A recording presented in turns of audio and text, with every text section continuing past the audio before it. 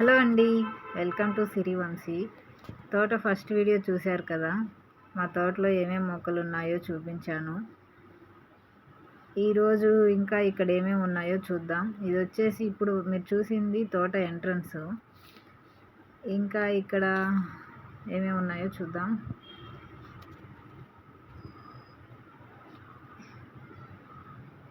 ఇవి షెడ్లు, ఇదొకటి అదొకటి, 2 షెడ్లు ఉన్నాయి.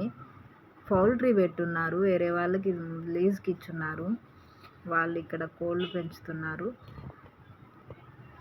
అది వచ్చేసి రూము, వాళ్ళు అక్కడే ఉంటున్నారు.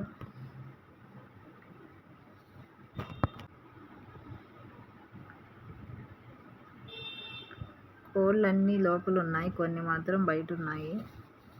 ఈ ప్లేస్ అంటే మా ఫ్యామిలీలో అందరికి చాలా ఇష్టం. ఎప్పుడైనా సండే అలా వచ్చి ఇక్కడ బాగా ఆడుకొని, కుదిరితే ఫుల్ డే అంతా ఇక్కడే ఉంటాం.